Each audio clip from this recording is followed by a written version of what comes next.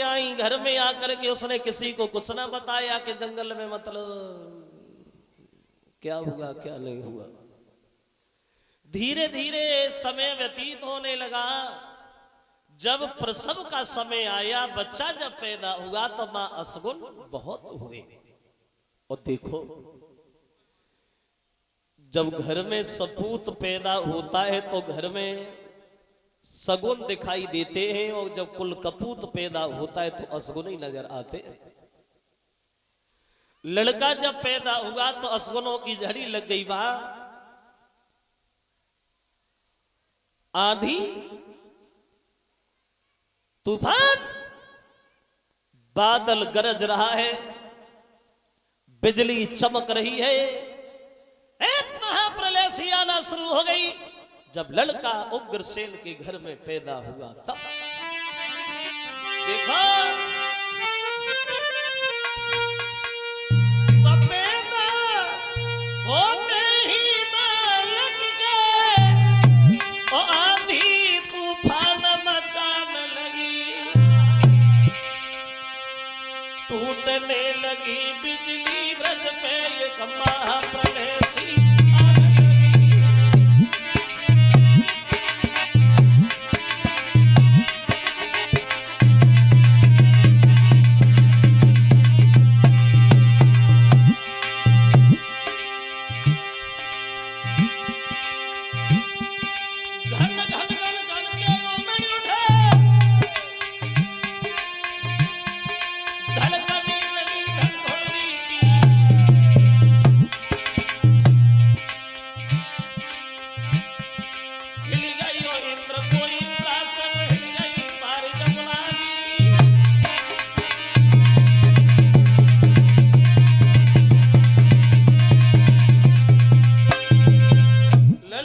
समय पैदा हुआ तो असगुनों की झड़ी लग गई। उसी बच्चे का नाम रखा गया है कंस। जो उग्रसेन के पुत्र पैदा हुआ उसी का नाम रख दिया गया है कंस। और ये कंस धीरे धीरे बड़ा होने लगा, समझदार होने लगा। और देखो, जो होता है वो बचपन से ही होता है, जो होता है वो बचपन से ही होता है। कंस बचपन से इतना बड़ा शैतान था, किसी बच्चे का सर फोड़ना, किसी का हाथ तोड़ना, किसी का पैर तोड़ना, शिकायतें उग्रसेन से आना शुरू हो गई। गांव के लोग बोले, भैया ऐसे कैसे काम होगा, चलो महाराज से मिलो। इसने तो घर से निकलना ही दुश्वार कर दिया। अब दरबार में सब जाकर के इकट्ठे हो गए, खड़े होकर के बोले, हैं महाराज क्षमा करना, छोटा मोह बड़ी बात लेकर कहना मजबूरी है प्रभु। राजा होता है प्रजा की देखभाल करने के लिए, और जब राजा ही प्रजा को परेशान करने लगे फिर प्रजा किधर जाएगी। तुम्हारा लड़का हमारे बच्चों को बाहर नहीं आने देता, अब हम इस जगह को नहीं रहेंगे, छोड़ देंगे और किसी दूसरी जगह जाके बस जाएंगे। तो ये बात उग्रसेन को बिल्कुल अच्छी नहीं लगी, बड़ा शर्म सी महसूस भई। आज तक मेरी प्रजा ने कभी मुझसे शिकायत नहीं की, मेरे बच्चे की खातिर लोग परेशान हैं। क्रोध में आकर के कंस को अपने करीब बुलाया, कंस इधर आओ, बत्ती खराब हो गई है तुम्हारी, पागल हो गई हो तुम।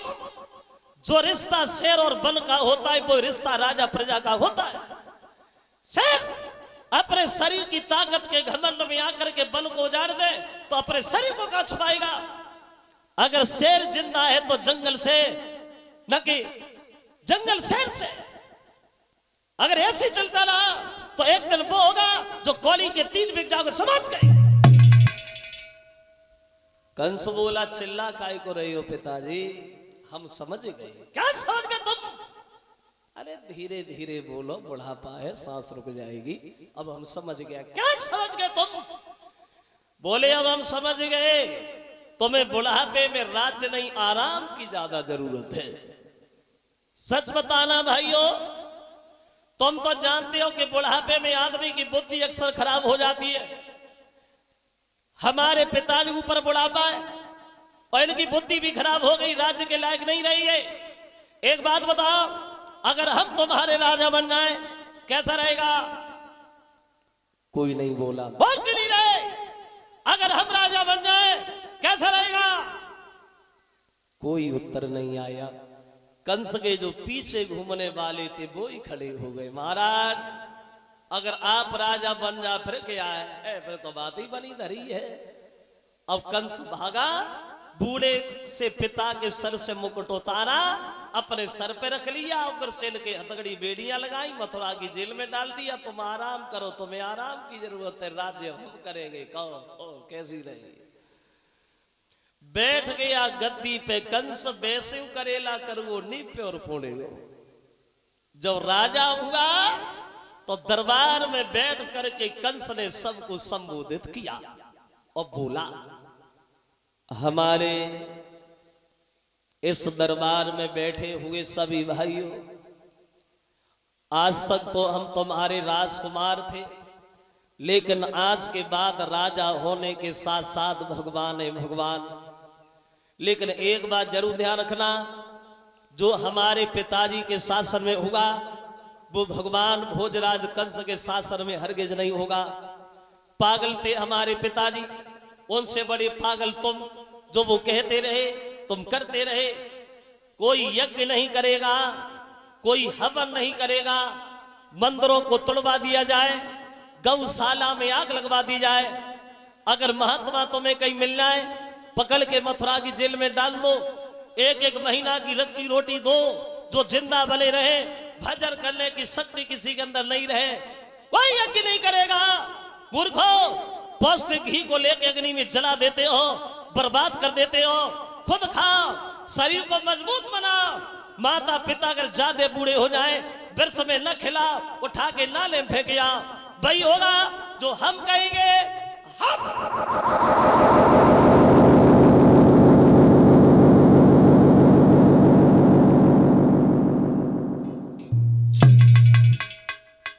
कंस जब राजा बना तो कानून नए नए तैयार होने लगे।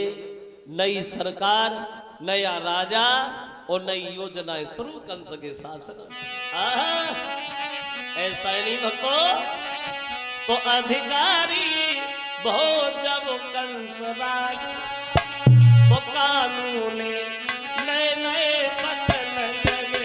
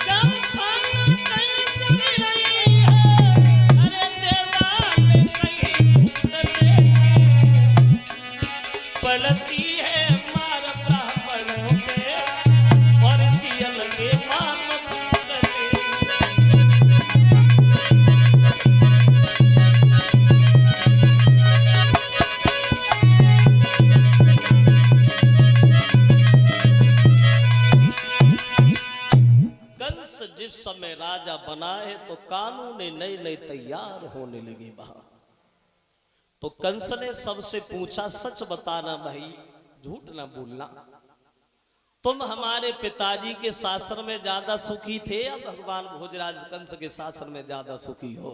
बताओ। कोई नहीं बोला। बोलो भैया, हमारे पिताजी के राज्य में आराम था या हमारे राज्य में आराम है? सब सुखी हो ना, कोई दुख तो नहीं है? एक खड़ा होके बोला, महाराज की जय हो, महाराज की जय हो। हाँ बोलो। जवाब दिया, प्रभु एक बात कहना चाहूंगा, तुम्हारे पिताजी के शासन में हम दीन दुखियों का बहुत सम्मान था, तुम्हारे पिताजी के शासन में हम लोगों को बहुत आराम था, लेकिन तुम्हारे शासन में हम बड़ा दुखी हैं, बड़ा दुखी है। कंस बोला, बड़े दरबार में कोई दुखी नहीं, अकेले जय ज्यादा दुखी है। वो हमने भी कसम खाई, हम किसी को दुखी देखना नहीं चाहते। जल्लादो, इन्हें उठा और ले जा और फांसी लगा, अगर ये जिंदा रहे दुख होगा, हम किसी को दुखी देखना नहीं चाहते। बोलो, इनके अलावा कोई और दुखी है क्या? बोले कोई दुखी नहीं है। जवाब दिया, होना ही नहीं चाहिए, हमारी आत्मा ही जन कैसी, हम किसी को दुखी नहीं देखेंगे अपने शासन। कोई भी अपने मन की बात कंस से नहीं बोल पाता। अब तो बहुत सबसे बड़ी मुसीबत आई, लाल पियरे कपड़ा बांधने पे, महात्मा पे सबसे बड़ी मुसीबत टूटी कंस के शासन में नहीं लोगों की। क्या दशा भाई महात्माओं की कि हाथ नमी कला और पाई नमी कला और बगल नमी रस्सी बड़ी भाई।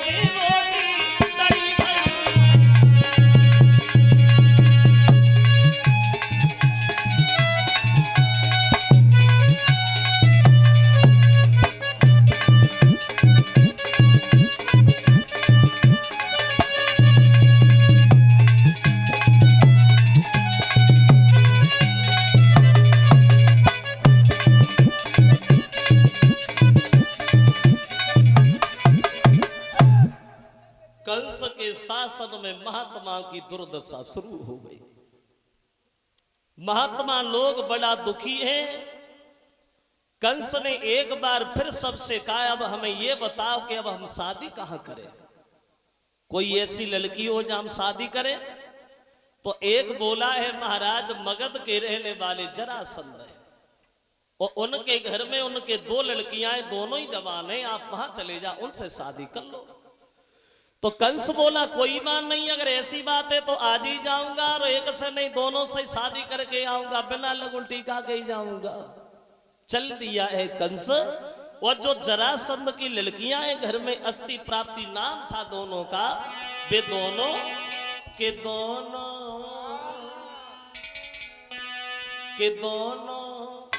चंद्रवदन उजियारी ओ प्रभु में घर में कुआरी।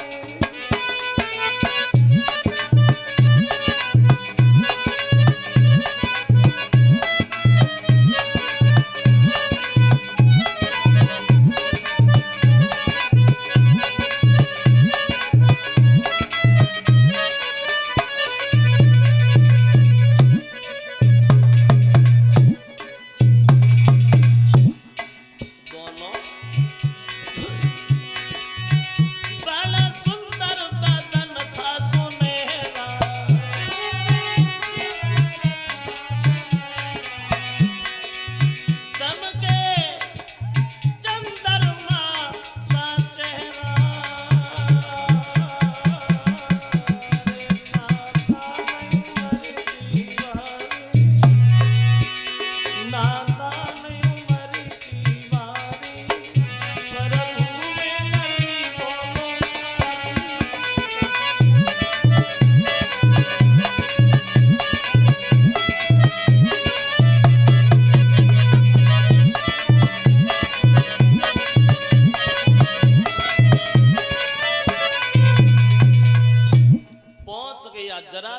के घर पे कंस।